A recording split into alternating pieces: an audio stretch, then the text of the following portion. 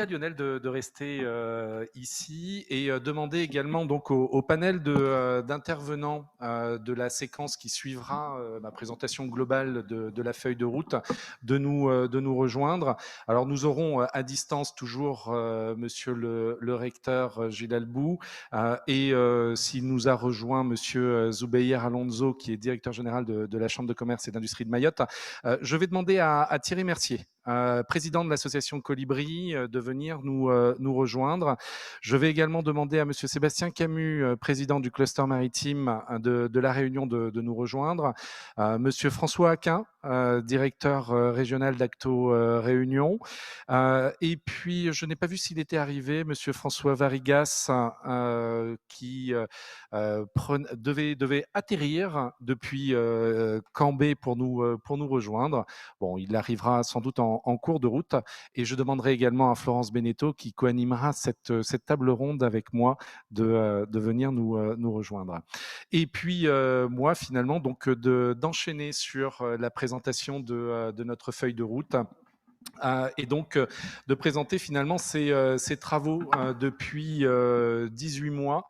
Mais comme vous l'avez compris, donc il y a bien évidemment des choses qui ont commencé dès la création d'Aérotech et puis une accélération depuis que il y a une équipe au complet et un accompagnement sur la filière. Donc de rappeler quand même un peu la genèse d'Aérotech. C'est vrai que cela a été évoqué par Dominique Dufour. Ce sont des projets qui ont été initiés depuis un peu plus de 7 ans maintenant. Il y a eu des travaux portés par la DESAC, portés par la DIECT à l'époque, puisque désormais c'est la DETS, qui ont permis de travailler sur la prospective liée à la structuration de la filière. Et tout ça s'inscrit dans une dynamique qui a permis d'avoir une cohérence d'ensemble par rapport à cette stratégie nationale pour le transport aérien 2025. L'objectif étant donc de structurer et développer la filière aéronautique de la France, de l'océan Indien. Vous l'avez bien compris, nous insistons sur ces aspects. Alors ça voulait dire quoi? Ça voulait dire effectivement développer les activités aéronautiques, tâcher de consolider l'employabilité ultramarine, d'être sur un meilleur accès aux ressources financières, l'enjeu justement de l'accompagnement des différents projets par rapport à la plénitude d'aides qui existent, mais dans lesquelles on peut se sentir un peu perdu. Tâcher d'optimiser la gestion des compétences humaines, on aura l'occasion d'en reparler, notamment avec François Aquin, et de développer la formation. Et donc, il y a bien eu des axes sur lesquels se sont appuyés donc les fondateurs d'Aérotech pour justement dérouler une feuille de route. Ces axes, de les citer assez rapidement, mais pour que vous en mesuriez justement la cohérence, c'est bel et bien de commencer par ce volet compétences et métiers. Ça passera par justement un certain nombre de projets et de maintien d'une dynamique entre les différents acteurs. Des acteurs qui sont là pour justement développer des activités de nouveaux marchés. C'est bien aussi notre rôle, au-delà de la Réunion, au-delà de Mayotte et de la zone océan Indien, et bien de permettre ce rayonnement. Et ce rayonnement, il sera possible, bien évidemment, en se positionnant sur tout ce qui a trait à la recherche et à l'innovation. On a parlé de l'innovaton, mais de bel et bien positionner nos îles sur des briques technologiques sur lesquelles aujourd'hui on peut bel et bien avoir des réponses, encore plus lorsque désormais on a appris à travailler à distance. Et d'être justement, parce que l'on s'aperçoit que l'aérien, c'est un maillon d'une chaîne d'une chaîne de valeur qui est beaucoup plus vaste que ça, d'être sur l'accompagnement de projets collaboratifs, et on pourra en citer quelques-uns. Et puis d'être dans cette démarche de diffusion de la connaissance. Nous avons ce matin modifié nos statuts pour renforcer, c'était déjà présent, mais renforcer justement tout ce qui a trait à la culture scientifique, technique et industrielle. Et c'est la raison pour laquelle le président de l'association Colibri, sur un projet que nous aurons à évoquer dans quelques minutes, est avec nous sur cette table ronde. Et donc, une cohérence qui, pour cohérence déjà au travers justement des différents acteurs qui sont membres fondateurs et présents au sein d'Aérotech. Aujourd'hui, Aérotech, c'est déjà 35 adhérents. Il y a quelques mois, c'était un peu moins d'une vingtaine, mais une création donc en 2019 où à la fois à La Réunion et très rapidement en 2020, des acteurs de Mayotte sont venus nous rejoindre. Donc un pool, comme vous le voyez, comportant les trois structures aéroportuaires de la zone, les deux compagnies basées, des institutionnels, le conseil régional qui nous soutient largement, et notamment grâce au fonds du FEDER et contrepartie nationale de la région, des communautés de communes qui sont également là pour nous soutenir. Compagnies basées, je les ai citées, les chambres de commerce et d'industrie de Mayotte et de la Réunion, qui à la fois sur le champ de la formation professionnelle, à la fois sur l'accompagnement lié à l'innovation, sont présents avec Aérotech. Et bien évidemment, de ne pas oublier les membres de droit, sans lesquels, parce que l'État nous soutient dans nos démarches, et donc sans lesquels rien ne serait possible non plus, c'est bel et bien la DGSC et l'armée de l'air et de l'espace. Une organisation qui se veut la plus cohérente possible, avec une répartition de nos adhérents au sein de 5 collèges qui font justement accompagnent les différents travaux liés à la filière. D'être dans le cadre de cette démarche sur quatre dynamiques. On a eu l'occasion de l'évoquer, notamment dans cette démarche de travail collaboratif. C'est bien évidemment une coopération régionale à l'échelle des pays de la Commission Océan Indien. Et lors d'Aéroplace, lorsque le directeur général de l'aviation civile, Damien Cazé, sera présent, c'est bel et bien dans une dynamique COI aussi que nous nous inscrirons.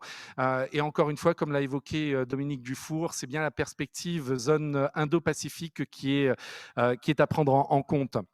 Une dynamique qui s'appuie d'Aérotech s'appuie également sur le volet innovation et transfert technologique, parce que bien évidemment, il y a cette nécessité de permettre que nos laboratoires puissent parler avec les entreprises et permettre aux entreprises d'être innovantes sur leurs différents marchés, mais également que les entreprises puissent exprimer leurs besoins et orienter les travaux de la recherche. Et ça, quand on parle recherche, évidemment, on est dans le champ du supérieur. Pour autant, peut-être de citer quand même la volonté de la filière de se positionner sur les 24 heures de l'innovation qui sont organisées par un certain nombre de lycées, notamment le lycée Lillet-Geoffroy, qui se déroulera ici même, mais sur lesquels j'espère fortement qu'un certain nombre d'acteurs de la filière auront des projets à proposer.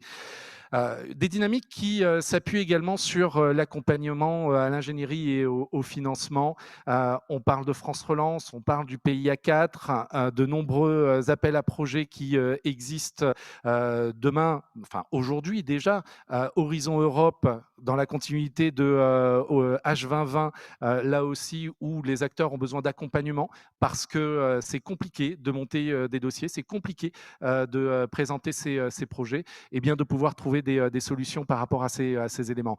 Et parce que la réglementation aéronautique extrêmement complexe évolue, elle évolue notamment sur tout ce qui a trait aux drones, aux aéronefs sans pilote. Et donc, c'est un élément sur lequel nous serons amenés à travailler en termes d'usage, et j'y reviendrai en évoquant le centre d'excellence et de drones. Et on le voit, une démarche qui se veut résolument agile, parce que sur ces 18 mois, et surtout sur ces 7 derniers mois, de bel et bien construire les différents projets de la feuille de route, de les tester auprès des acteurs de la filière, de les ajuster, de pivoter, comme on dit, lorsque l'on voit que le chemin n'est pas forcément le bon ou qu'il nécessite d'être corrigé, d'être justement dans une démarche d'incrémentation et d'itération, où on fait évoluer finalement cette carte que nous avons à proposer par rapport à notre feuille de route. Et c'est la raison pour laquelle aujourd'hui, au niveau de nos différents projets, on parlait d'un CEVQ, on va désormais parler d'un CID, d'un centre d'excellence et d'essais de drones. On parlait des formations de pompiers d'aéroport. Eh bien, ce sera un centre de formation de pompiers et de sécurité et de sûreté aéronavale, parce qu'il y a des synergies évidemment possibles entre le maritime et entre l'aérien, le maritime et donc le volet aéronaval. Des projets qui également donc de façon large sur un campus des métiers de l'aérien et de l'aéronautique. Là aussi des réponses qui évoluent au fil des différents retours que nous avons avec nos différents interlocuteurs. À justement le faire évoluer jusqu'à évoquer un campus des métiers des qualifications. Alors je tiens à rassurer les représentants de l'académie et du conseil régional. Rien n'est acté, les décisions vous appartiennent. Pour autant, la dynamique qui a été, qui finalement est ressortie de nos travaux dans le cadre de la mise en place d'Aeroplace nous pousse à vouloir qu'il puisse y avoir un campus des métiers et des qualifications à La Réunion, et pourquoi pas de pouvoir justement en binôme, bien qu'il s'agisse de deux académies, de pouvoir mettre en place ces synergies avec Mayotte. Et donc, nous avons aujourd'hui, au sein de cette feuille de route, finalement, un certain nombre de projets qui sont prêts à être déployés, d'autres qui sont davantage à stimuler, structurer et accompagner, des opportunités qui sont à transformer en projets structurants. Ce sont ces différents projets que nous allons balayer, et de la créativité, on l'a vu au niveau de l'Innovaton, qui sont à transformer en projets et en capacité à répondre à des appels à projets nationaux ou internationaux. Et pour faire le lien entre l'ensemble de ces projets, il y aura le forum aéronautique, le premier forum aéronautique, donc Aeroplace, qui débutera le 4 octobre à Mayotte et qui se poursuivra les 6 et 7 octobre à La Réunion. De commencer à évoquer ce que sera justement ce CID. Comme on a commencé à en parler, au départ, bel et bien de se dire, on va parler de centres d'essai en vol et de qualification, de longue élongation, notamment parce que nous avons un acteur présent à La Réunion qui est Fly Air, qui construit des drones, et qui construit des drones qui demain seront capables en 3 jours, eh bien, un jour pour aller jusqu'au Kerguelen, un jour de tourner de façon complètement autonome sur les îles, de revenir en un jour, et bel et bien justement d'avoir des outils complètement autonomes. Et tout ça, ça se teste, tout ça, ça doit se travailler. De se dire que la zone de Cambé est une zone idéale qui peut s'inscrire dans une démarche de pôle de mobilité aérienne urbaine, et c'est tout le travail que nous sommes en train de mener actuellement, d'être dans une démarche où, pour pouvoir développer ces différents projets et d'avoir une assise foncière, aujourd'hui, nous avons une base ULM à Cambé qui est exploitée, qui est gérée par le comité régional ULM, qui demain le pôle aéronautique de Cambé, et avec la nécessité de pérenniser l'ensemble de ces activités. Et donc, d'avoir un travail de schéma directeur conduit par Aérotech, avec le CIPRAL, avec les acteurs de la base ULM, pour justement travailler à une extension de pistes, permettre d'aménager de nouveaux locaux pour permettre justement un centre d'excellence et d'essai de drones. Tout ça dans une trajectoire qui doit être optimisée, comme on a pu l'évoquer, avec cet environnement Smart City, écocité, qui se développe sur la zone ouest.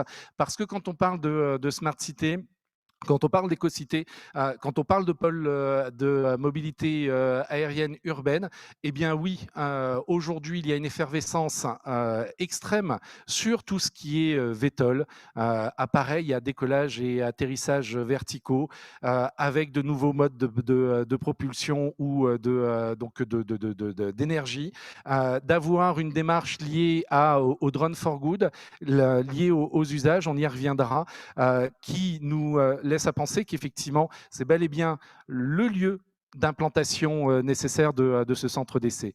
Et nous avons donc travaillé, et pour que nos politiques demain et les investisseurs demain aient une conscience donc des investissements à mener, d'avoir fait ce travail d'évaluation qui aujourd'hui est évalué en termes d'aménagement, d'extension de pistes, de mise en place de taxiways sur cette base ULM de Cambé, des projets qui représentent déjà un investissement de l'ordre de 3 millions d'euros.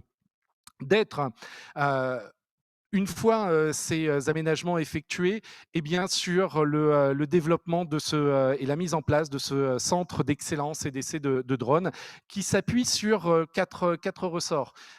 On insiste, mais parce que c'est important aujourd'hui, sur l'innovation autour notamment donc des nouveaux cas d'usage hors champ connu d'application, parce qu'il y a des choses à inventer et il ne se passe pas un jour sans que des entreprises propose de nouvelles solutions d'utilisation des drones. On pourra y revenir. D'être dans une dynamique de cluster, parce qu'encore une fois, c'est vrai que tout seul, certains auront l'impression d'aller très vite.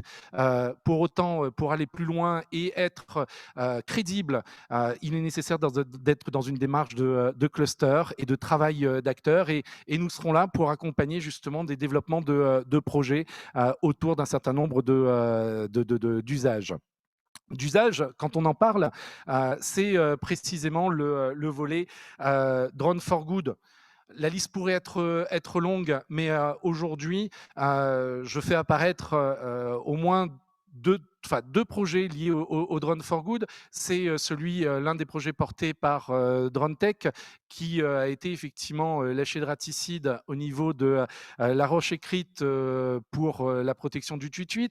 C'est aujourd'hui, on en parle beaucoup, les lâchers de moustiques stériles pour lutter contre la dengue.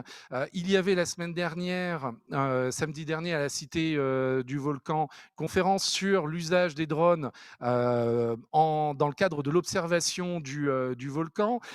Il y a énormément d'applications et énormément d'applications à construire. Et donc, c'est aussi autour de ces aspects-là que le site trouvera toute sa place, avec des acteurs qui sont déjà présents et avec des donneurs d'ordre qui ont déjà exprimé un certain nombre de besoins. Et je vois Monsieur François Varigas qui nous rejoint. À peine vous posez votre sac que je vous demande de nous rejoindre sur l'estrade. Absolument, merci. Et parce qu'on parle de Flyer, je me suis permis sur cette présentation de reprendre précisément une image de l'un des produits de Flyer, ces drones qui, de façon complètement autonome, sont capables de voler longtemps, très loin, et il nous parlera tout à l'heure de l'intérêt de la destination Réunion en termes d'essais concernant les drones. C'est un élément extrêmement important. Et finalement, ce site qui va s'appuyer autour d'un certain nombre de pôles, 5 pôles, dédiés aux essais, dédiés à l'ingénierie, dédiés au projet, également la capacité de travailler sur des prototypes et de disposer d'un Fab Lab et d'avoir une Drone Academy faisant le lien avec l'Aérocampus. Effectivement, on est dans un contexte réglementaire qui évolue avec des certifications de plus en plus poussées, avec le respect de normes aéronautiques de plus en plus pointues. Pour autant, pour de nombreux acteurs, eh bien, la dimension Fab Lab peut justement avoir un intérêt. Et nous sommes dans cette phase donc, de dimensionnement du modèle économique de ce centre d'essai et d'excellence de drones. Pour autant, déjà, d'être en mesure d'annoncer un certain nombre de chiffres concernant ce que pourrait coûter l'installation physique de ce centre à Cambé. Une enveloppe aujourd'hui évaluée à 2,3 millions concernant donc venant compléter donc les 3,2 millions que j'évoquais tout à l'heure sur les aménagements possibles sur la base de Cambé. Voilà pour la partie drone et de poursuivre sur le volet formation de pompiers. Peut-être de rapidement rappeler, parce que les sujets sont larges et variés, et concernant les pompiers, c'est bel et bien des prérogatives de l'OACI de définir des politiques et des normes et d'imposer donc aux aéroports d'avoir des services de secours et de lutte contre l'incendie des aéronefs. Et on va classer les aéroports en fonction du trafic passager, du type d'avion qui atterrissent ou décollent sur la plateforme, la fréquence de ces atterrissages, de ces décollages. Et donc on effectue ces classements d'aéroports. Aujourd'hui, à titre d'exemple, celui de Roland-Garros est classé de niveau 9. Ça veut dire qu'il y a un effectif de plus de 40 pompiers aujourd'hui avec un équipement spécifique. Et je pense notamment donc aux véhicules d'intervention le M m'échappe, enfin les VIM, massifs. Merci Florence. Véhicules d'intervention massifs qui sont au nombre de 5 aujourd'hui. Et donc tout ça, c'est effectivement des effectifs, c'est effectivement des compétences et des moyens bien spécifiques. Sur la base de formation initiale, sur la base de recyclage. Et il y a donc évidemment le champ de la Réunion et il y a le champ qui reste à investir en termes d'études de marché de la zone océan Indien. Pour autant, donc des travaux auprès des différents aéroports de la zone qui vont se poursuivre pour s'assurer qu'effectivement, au regard des investissements que je vais évoquer, qui sont importants, eh bien, que nous soyons sur la bonne route, le bon chemin. Et l'aéroport représente également donc un espace privilégié pour des formations à développer autour des thèmes de la sûreté, de la sécurité. Et c'est ce qui sera justement en mesure d'intégrer ce concept d'aérocampus qui s'appuiera notamment au niveau je parlais de l'OACI, mais il y a ces normes européennes, les normes EASA en matière de sûreté qui sont de plus en plus considérées par les pays de la zone océan Indien comme une référence justement à la mise en place donc, de dispositions, de mesures, de gestes et de pratiques. Et il y a de la part de ces pays un alignement sur ce référentiel EASA. C'est l'une des raisons pour lesquelles nous avons matière à nous positionner sur ce champ. Oui.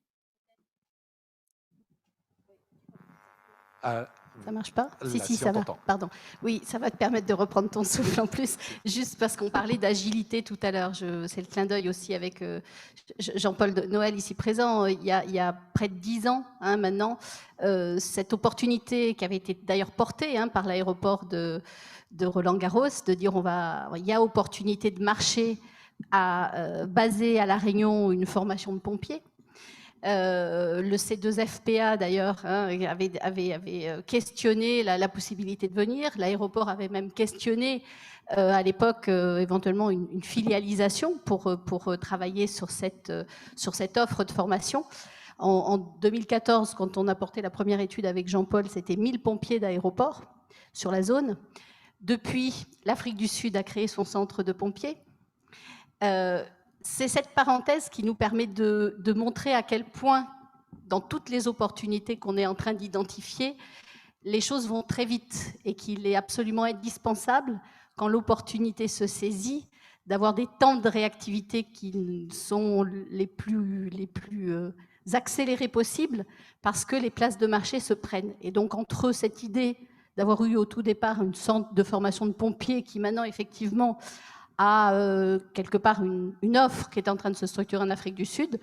L'idée de dire on a quand même besoin, par rapport à tout ce que tu viens d'expliquer, et notamment les référentiels en perspective EASA qui imposent aujourd'hui sur tous les pays de la zone OI des éléments de plus en plus stricts, et de le gérer dans une approche qui va être le parallèle tout à l'heure, inter-filière, avec le besoin qu'on a aussi sur la filière maritime et navale d'accompagner cette offre de sûreté, sécurité en matière de formation et pompiers, d'où l'évolution qu'il y a eu entre une proposition au départ de faire un centre de formation de pompiers et ce centre de formation pompiers sécurité aéronavale. Voilà, c'était la petite parenthèse qui va permettre aussi de reprendre le souffle. Absolument, merci Florence. Et effectivement, de voir ce que ça peut représenter pratiquement in situ sur la zone aéroportuaire Roland-Garros, à proximité des aéroclubs, d'avoir identifié donc des terrains qui peuvent recevoir ces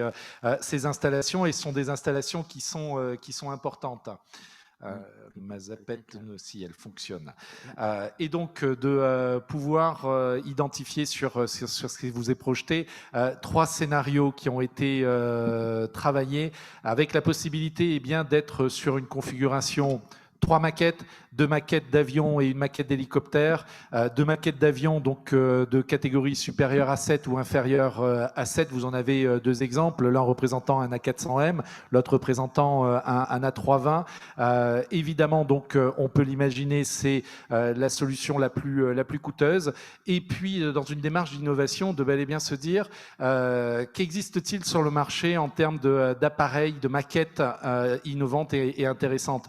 La première, c'est de se se dire, eh bien, mixons, parce que ça existe, eh bien, une maquette qui peut à la fois servir pour les appareils de catégorie supérieure à 7 et également pour les appareils de catégorie inférieure à 7. Et puis d'aller un peu plus loin avec des solutions qui aujourd'hui, pour ne pas les citer, Draguer propose donc des solutions containerisables qui peuvent, le cas échéant, aussi être déplacées, alors pas tous les 4 matins bien entendu, mais pour autant donc une démarche totalement innovante, et d'avoir en complément donc de ces installations de plateformes accueillant les différentes maquettes, et bien d'avoir déjà travaillé en projection sur les bâtiments qui seraient nécessaires, et d'avoir chiffré ces différents projets, d'être sur... Alors, des projets, donc le premier scénario qui représente une enveloppe de 16,6 millions d'euros, et les 2 suivants, scénario 2 à hauteur de 10,9 millions et 8,9 millions pour le dernier. Alors ce sont des chiffres importants, d'où la nécessité justement de porter cette étude de marché dans une phase qui a déjà démarré et qui va se poursuivre, pour justement s'assurer que ces investissements sont amortissables, notamment en termes d'exploitation demain. Oui, en fait, je voulais rajouter quelque chose. Ce qui est très important, c'est l'attractivité et le positionnement, essentiellement, parce que le marché qui est visé, le plus important, c'est le marché africain. Donc, il faut être agile, il faut pouvoir toucher le francophone, l'anglophone. L'atout, c'est effectivement, on est en zone EASA. Il faut effectivement avoir les bonnes maquettes, mais également, l'offre qui va se structurer, c'est une offre qui va coupler un aspect digital et un aspect un peu pratique. Avec des maquettes, la force également d'avoir 3 aéroports très différents, c'est dans la zone, entre Roland-Garros, Pierrefonds et Mayotte. Ça, c'est effectivement important au niveau de l'existant, de la capacité de projection. Après, ce qui va être important, c'est développer les marchés par des conventions de coopération. Évidemment, pour la passerelle avec le monde maritime, c'est aussi parce que ce qui va être essentiel, c'est la soutenabilité du projet financier avec des hypothèses de marché et de positionnement qui vont être, challengées dans tous les sens au niveau des bailleurs de fonds. Et c'est clair que la clé de voûte, ça sera là. Donc, il y a des atouts au niveau de la zone, mais effectivement, c'est la conception, la stratégie de conception va être essentielle. L'agilité, digitalisation, maquette appropriée, utilisation de l'existant, et après projection d'experts pour accompagner après les gens sur les aéroports. On voit bien voilà, et nous on sera extrêmement vigilants là-dessus. Et il y aura effectivement, on aura l'occasion de l'évoquer, il y a le marché d'aujourd'hui et il y a le marché de demain lié à la prospective et à la gestion prévisionnelle de l'emploi et des compétences, pas simplement à La Réunion, mais dans la zone. On en reparlera dans un instant, et notamment avec François Aquin. Voilà donc un sujet un projet qui, sur le principe, est aujourd'hui considéré comme prêt à être déployé, nonobstant donc les travaux complémentaires que nous allons mener. Et notre projet prêt à être déployé, eh bien c'est bel et bien la destination, donc La Réunion comme terre de destination et de développement de l'exploration spatiale. C'est un élément peut-être insoupçonné, défendu par évidemment des gens comme Guy Pignolet ou Éric Avellio depuis de nombreuses années, mais d'autres, et notamment je pense à Bernard Bardonneau, d'avoir permis justement de faire ressortir un certain nombre d'arguments qui jouent largement en faveur de La Réunion, destination spatiale. Évidemment, et nous sommes en concurrence mondiale. Mais bien évidemment, parce que nous sommes en concurrence mondiale, c'est un argument de plus pour dire que nous avons notre place. Parce qu'aujourd'hui, effectivement, quand on parle des tunnels de lave qui sont présents à La Réunion, et quand l'on sait, on a déjà commencé à mener des expériences, Jean-Jacques Favier est venu à La Réunion pour faire ces tests-là. Quand on sait qu'à Hawaï, les scientifiques mènent également ce genre d'expérimentation, eh bien oui, nous sommes en concurrence et nous avons des atouts à faire valoir. Et nous avons des atouts à faire valoir parce que nous sommes également dans un positionnement qui pourrait être considéré comme idéal, dans une démarche New Space, où on parle aujourd'hui des CubeSats, des nanosats, avec une ambition pour la filière, eh bien, notamment en évoquant Pierre Font, d'être dans une démarche Spaceport que pourra réévoquer Lionel Montocchio dans quelques minutes. Et donc, des opportunités, parce que nous avons aujourd'hui déjà des laboratoires qui utilisent largement les données satellites, l'observation des cyclones. Il s'agit précisément de voir et de faire le lien entre les projets des industriels de la filière, comment aujourd'hui, et de citer peut-être le CNES by Connect, qui est justement dans une démarche de mise en relation entre la recherche, l'innovation et les services dont ont besoin les entreprises, eh bien, c'est également sur ce sujet-là qu'il y aura à travailler.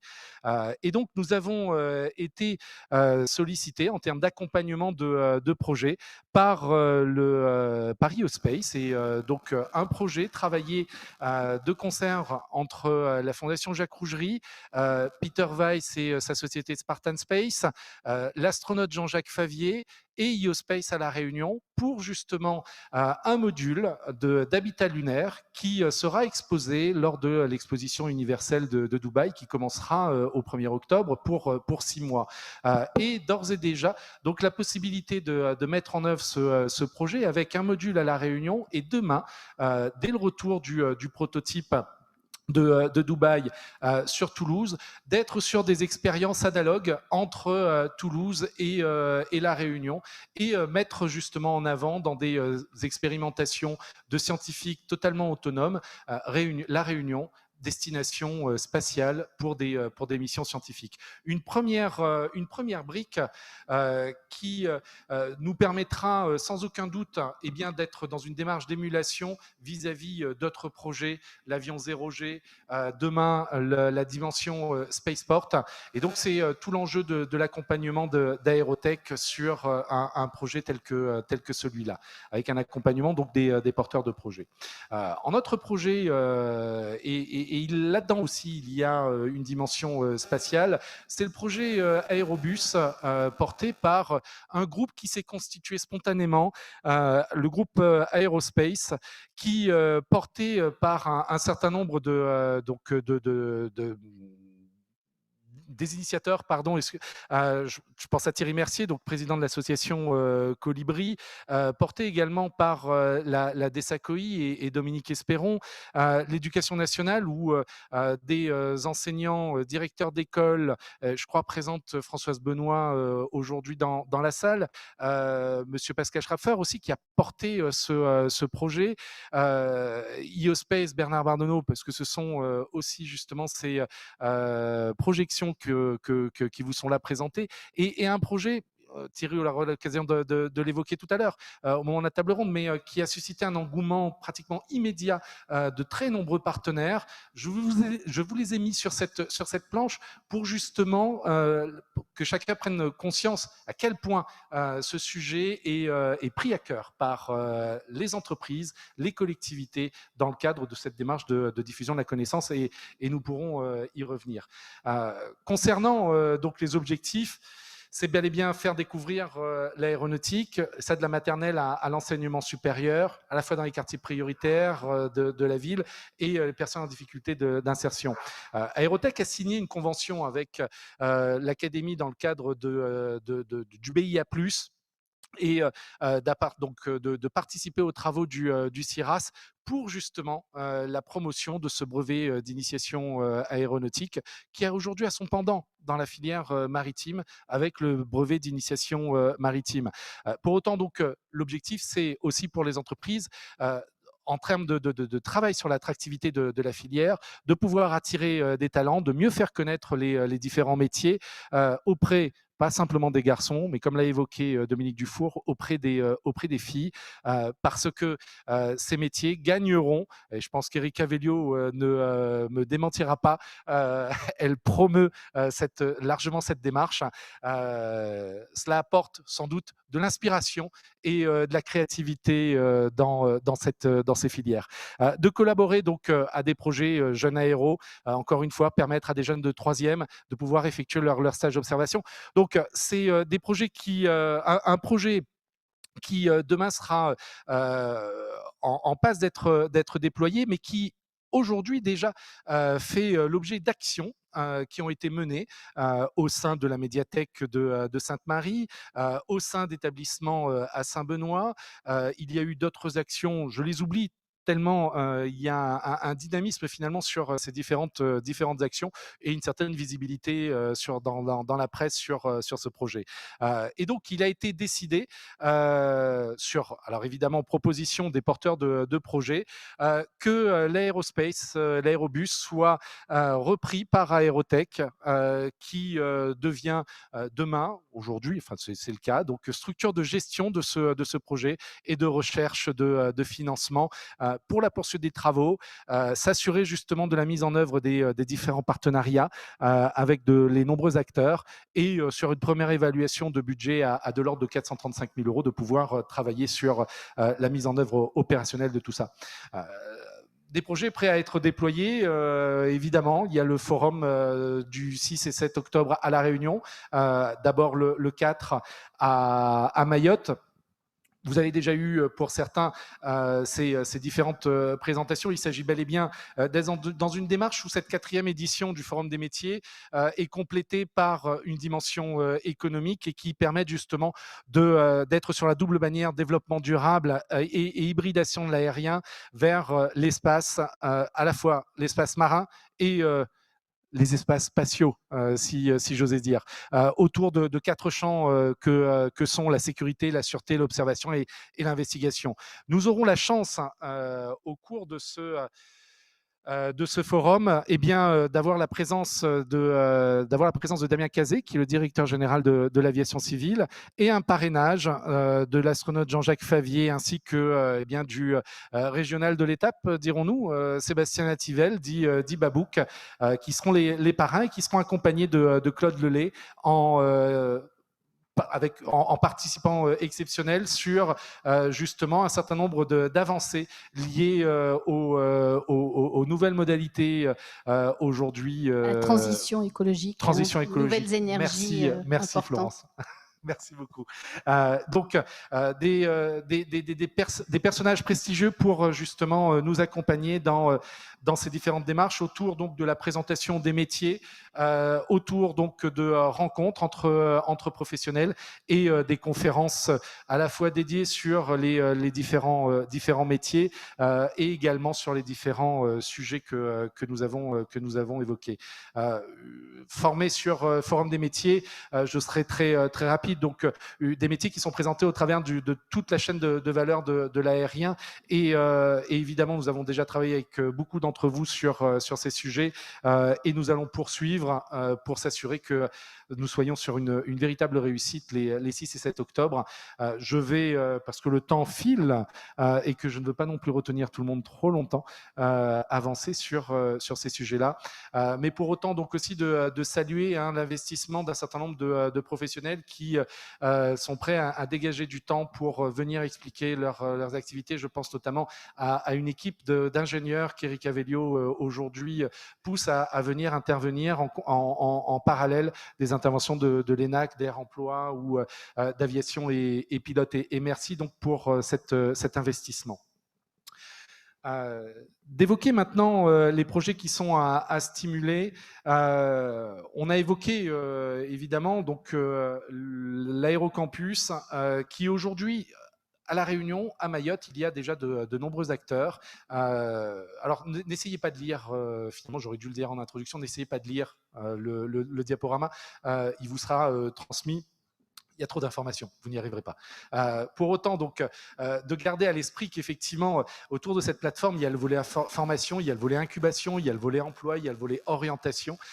Ces projets, notamment par rapport au contexte actuel, évidemment pour certains, en termes d'assises foncières également, n'ont pas avancé aussi vite qu'on aurait pu le croire au départ, mais d'où cette agilité que nous avons évoquée, de pouvoir se concentrer sur ceux qui sont en mesure d'être déployés rapidement et les autres, mais pour autant sans oublier le projet simulateur d'Air Austral concernant les A220 et l'installation donc de ce campus éclaté sans doute entre Cambé, entre Mayotte, entre Pierrefonds et pour partie Roland-Garros. Et donc, on le voit notamment sur le volet aérocampus de la Drone Academy, les pompiers. Nous allons, et j'en parlerai dans quelques minutes, les projets à stimuler, à structurer, ce projet Karma de centre aérien de recyclage et de maintenance d'aéronefs. Eh bien, pour dimensionner tout cela, il faut aussi avoir cette vision prospective et de gestion prévisionnelle des emplois et des compétences. Et donc, d'annoncer effectivement aujourd'hui que nous avons eu à la fois donc, de la part de l'ADETS et d'Acto Réunion, grâce au soutien de la branche du transport aérien, eh bien, le financement d'une étude de GPEC sur la Réunion qui pourra inclure pour partie Mayotte et parce que nous travaillons aussi avec Cap Business, sans doute demain de pouvoir l'élargir à la zone océan Indien et sont des éléments qui sont importants. Et donc d'évoquer désormais donc Karma, ce centre aérien recyclage maintenance austral, qui s'inscrit, je tâcherai de ne pas être trop long, mais sur justement ce double besoin à la fois d'un ancrage territorial des petits pôles de maintenance pour petits aéronefs et hélicoptères, un besoin qui a été exprimé par un certain nombre d'acteurs, notamment de compagnies d'hélicoptères qui n'ont pas internalisé leur maintenance et qui ont besoin de structures adaptées, d'avoir des modules qui sont déjà en nombre conséquent d'abord à La Réunion, quand on pense notamment aux hélicoptères, mais après de l'élargir au niveau de la zone océan Indien. Elan avait mené en 2015 une première phase d'étude où on avait identifié une douzaine de compagnies en Afrique du Sud, 7 en Tanzanie et au Kenya, 3 au Mozambique, 5 en Inde, qui possèdent à minima une dizaine de modules. Nous avons travaillé à mettre à jour ces études, mais d'avoir un potentiel intéressant concernant notamment les turbopropulseurs. Et ça, c'est sur le civil. Et quand on regarde, là aussi avec une mise à jour nécessaire, mais un environnement concernant les aéronefs militaires qui là aussi représente un potentiel à ne pas négliger avec non seulement les aspects liés à la maintenance, mais également la gestion de la fin de vie. Quand on parle de fin de vie, aujourd'hui des aéronefs, il ne faut évidemment pas imaginer à La Réunion ce qui peut se passer dans certains déserts états-uniens ou espagnol, ou plus proche de chez nous, tarmac, effectivement en France hexagonale, où évidemment nous ne recevrons pas des A380. En revanche, nous sommes en mesure d'accepter chez nous un certain nombre de compétences, de pouvoir ensuite les exporter dans la zone. Et il y a déjà un dynamisme exprimé par un certain nombre d'acteurs sur le sujet. Un business model qui s'appuie sur 2 services différents. C'est première étape où effectivement on va vider l'aéronef de ses équipements pour éventuellement les revendre. Il faut avoir en tête que aujourd'hui les trajectoires visent à des renouvellements de flotte tous les 15 ans. C'est finalement peu par rapport à la durée de vie possible d'un avion, pratiquement de 40 ans, mais avec aujourd'hui une moyenne de 25, et dont l'objectif aujourd'hui c'est 15. Et donc, on est sur un rythme qui sera croissant. Et des compétences et un marché qui est sans aucun doute à développer. Et puis, il y a ces activités de stockage et de maintenance. Parce qu'effectivement, Et c'est là où c'est extrêmement intéressant. Quand on parle maintenance, quand on parle du lycée de Stella, quand on parle du lycée de Petite Terre, quand on démonte un avion, eh bien jusqu'à un niveau de démontage poussé, ce sont des compétences de maintenance de Part 145 qui sont visées.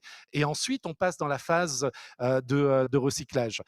Et on le voit en mode interfilière, eh bien, c'est le volet recyclage qui sera extrêmement intéressant, et je pense à la filière maritime.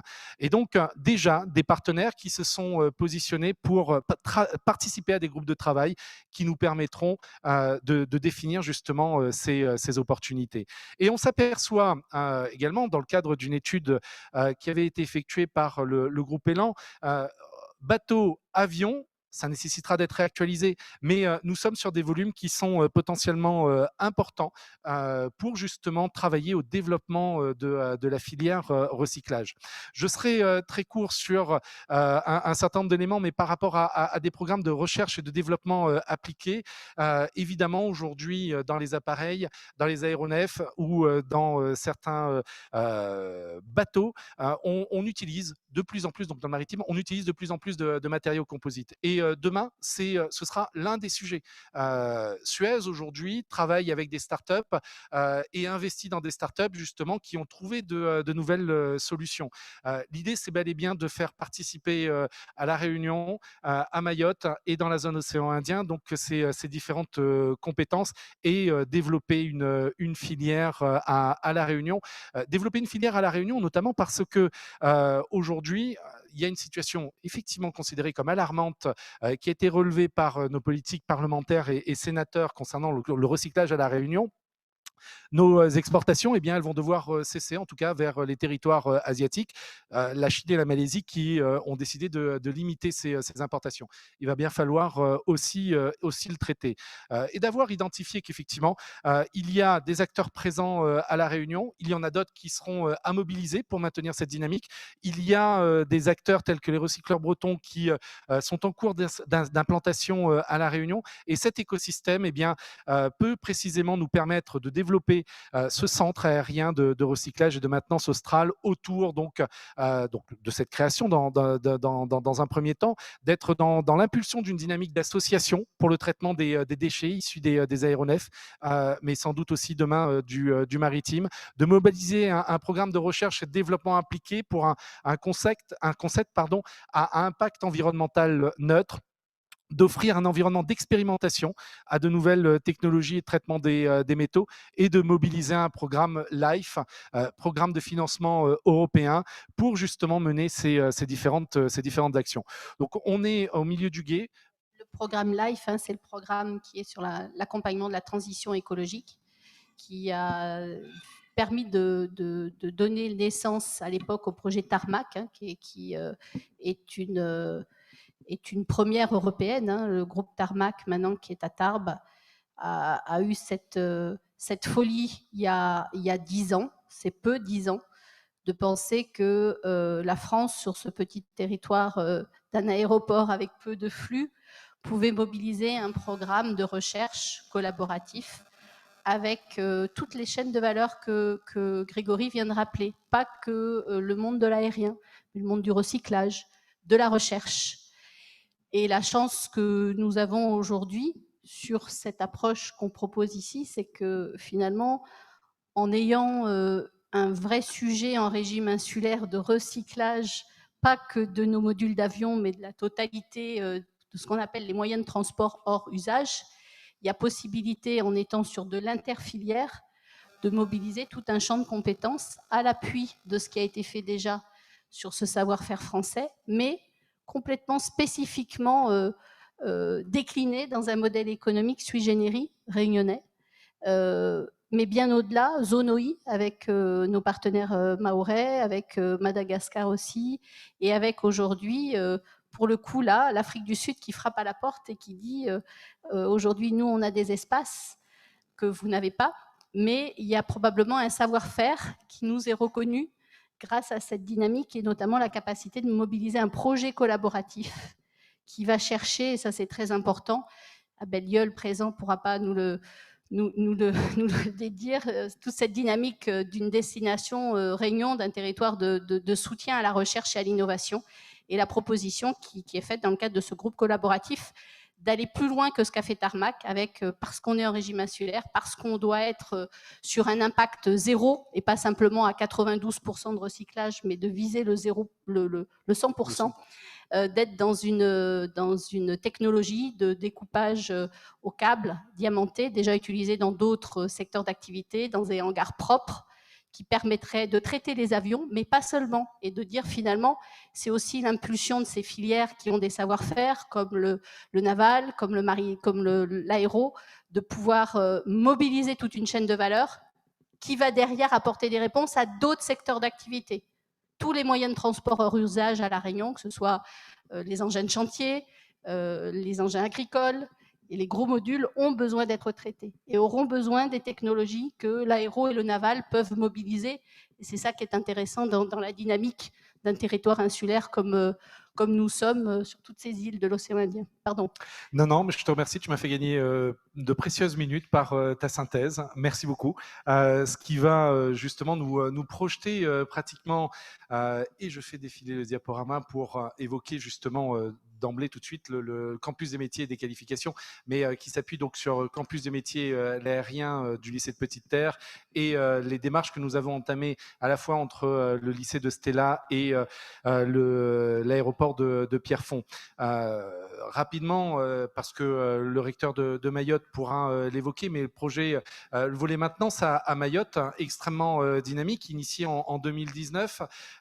Aujourd'hui, ça signifie que nous avons une classe de seconde et une classe de première, et demain, donc la troisième classe de terminale à la rentrée prochaine, d'avoir, et c'est remarquable, déjà la capacité d'assurer des formations par la voie de l'apprentissage, avec des apprentis à la fois présents dans la compagnie EWA, mais également présents à La Réunion, à Aérostral.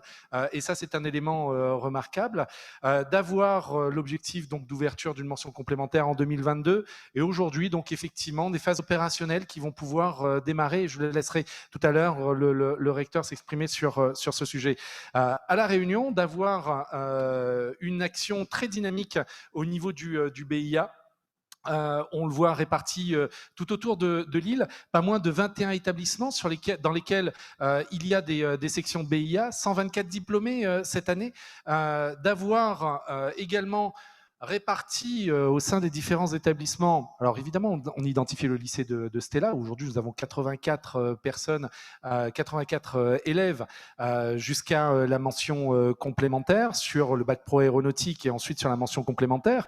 Mais de s'apercevoir quand on mène les travaux que sur Amiral Lacaze ou sur Roland Garros, il y a des formations au sein desquelles les entreprises qui adhèrent au groupement des industries françaises de l'aéronautique et du spatial recrutent. Et donc, cette démarche que nous avons, elle est non seulement de pourvoir aux besoins de La Réunion, mais de pourvoir aux besoins des industriels de métropole de la France hexagonale. Aujourd'hui, il y a encore des entreprises, en dépit de la crise qu'on évoque, il y a des entreprises qui se disent « je n'arrive pas à trouver des mécanos, je n'arrive pas à trouver des peintres pour avions » et qui décident d'elles-mêmes de créer leur centre de formation. Et donc, de s'apercevoir qu'il y a réellement un potentiel à la projection de nos élèves, des passionnés qui, et je crois que M. Mancier est dans la salle, ne me dédira pas, l'établissement est appelé pour pouvoir justement envoyer un certain nombre de diplômés. Et ça, c'est quelque chose de remarquable et sur lequel nous devons nous appuyer.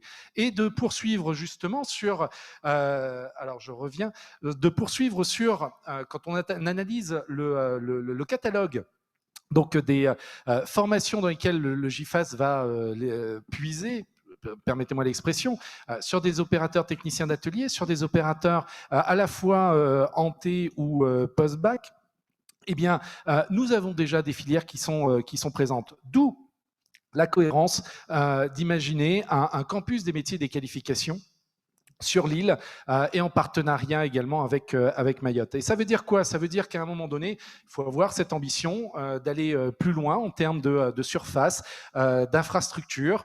Et c'est les discussions qui ont été déjà en mode de préfiguration entre Stella et l'aéroport de Pierrefonds, qui dispose d'espaces fonciers disponibles. Et donc les travaux ont démarré, vont se poursuivre avec les services de l'Académie de la Réunion et du Conseil régional qui également chargé du financement de telles infrastructures. D'être sur les projets qui sont à stimuler. RunCov. Pourquoi RunCov? Bien évidemment, on est aussi sur le champ de l'aérien. On s'inscrit dans cette démarche de recherche, d'innovation. Eh bien, les tests passent aussi par les aéroports. Nous avons travaillé sur ces derniers mois à la mise en œuvre de différentes expérimentations. On s'aperçoit que dans cette chaîne de valeur, les relations sont complexes. Je ne vais pas dire une lourdeur administrative, mais pour autant donc des cloisons à faire tomber, de permettre une meilleure discussion entre les différents acteurs. Ça a été aussi le rôle d'Aérotech, de mettre autant d'huile que possible dans les rouages, et donc un élément important de la reconstruction qu'évoquait Lionel Montocchio tout à l'heure. D'avancer sur tout ce qui est opportunité à transformer en projet structurant, et on aura pratiquement fini de cette présentation et nous pourrons échanger sur la table ronde. C'est un projet qui a été là largement évoqué, qui a obtenu donc qui a été lauréat au niveau de l'Innovaton, qui vient d'intégrer l'incubation, le processus d'incubation à la Technopole. Ce qu'il est important de noter, que, encore une fois, sur un projet comme celui-là, la porte d'entrée, c'est le maillon de l'aérien, mais qui s'inscrit dans une chaîne beaucoup plus large. Et le rôle d'Aérotech dans l'accompagnement justement des dossiers de pré-incubation, de mise en relation avec, et ce sera inédit puisqu'ils n'ont jamais travaillé avec la Réunion, le pôle IFURTA, donc de l'Université d'Aix-Marseille, spécialisé dans le transport aérien. Première étape qui permettra aussi à la Réunion, peut-être demain, en résidence de formation, de pouvoir travailler sur ces sujets. Et ils sont également très spécialisés dans le transport terrestre, mais également le transport maritime. Et on ne manquera pas de partager ces contacts entre les différentes filières. D'évoquer en termes de l'aéroport de Pierrefonds sur une démarche de Living Lab des transitions écologiques et digitales de l'aérien autour des aéroports de la zone. Effectivement, tâcher de trouver des activités qui soient innovantes et à valeur ajoutée au-delà du périmètre de l'infrastructure aéroportuaire, de sortir finalement du volet flux passagers, et donc d'être dans cette démarche de marketing aussi territorial, non seulement vis-à-vis de la région, mais vis-à-vis de l'aéroport. Et parce que l'on parle d'innovation et parce que justement de nombreux aéroports ont aussi mis en œuvre des laboratoires expérimentaux sur le parcours passager, sur l'utilisation de nouvelles technologies digitales, et ça s'inscrit complètement justement dans les travaux qui ont été menés d'abord par Opcalia et qui sont poursuivis par Acto. Je pense à l'EDEC numérique, je pense justement à tous ces études qui ont été menées sur la digitalisation des métiers de l'aérien demain, et ça passera aussi par l'expérimentation de nouvelles solutions. Donc c'est d'envisager que Pierrefonds puisse être une terre d'expérimentation et de destination de ce genre d'expérience. Et enfin, quand on va évoquer la créativité et la transformation des projets, peut-être d'évoquer, vous voyez, cette cartographie de l'écosystème de l'innovation qui est au centre duquel on retrouve à La Réunion, en tout cas la Technopole de La Réunion, des projets tels qu'Innovaton. Dans cet écosystème, on le voit, il y a énormément d'acteurs et ça peut être extrêmement compliqué malgré tout par les porteurs de projets, peut-être de cette profusion dont on peut s'enorgueillir, mais qui nécessite aussi justement d'avoir des interlocuteurs ciblés clés. Nous nous positionnerons Aérotech sur l'accompagnement donc en amont de tous les projets liés à cette filière aéronautique, de ne pas hésiter justement à nous solliciter parce que si vous continuez à travailler pour certains seuls dans votre coin, vos projets, c'est peut-être malheureux à dire, peut-être brutal, auront effectivement du mal à sortir ou lorsqu'ils sortiront, eh bien, ils seront déjà obsolètes. L'idée est bel et bien de vous accompagner, de vous faire sortir du bois pour justement s'assurer que vos projets arrivent à terme. Dans un environnement où aujourd'hui les aides existent, compliqué à mettre en œuvre, Horizon Europe, 95,5 milliards d'euros à l'échelle de l'Europe, certes, mais pour les projets de recherche et d'innovation. Il y a évidemment et certainement des briques sur lesquelles nous sommes en mesure de nous positionner. Et on l'évoquait tout à l'heure, il y a la Technopole de la Réunion, demain la Technopole de Mayotte. Eh bien, c'est tout cet écosystème qui doit se mettre en branle ensemble sur la filière aéronautique et on y travaillera d'arrache-pied. Merci.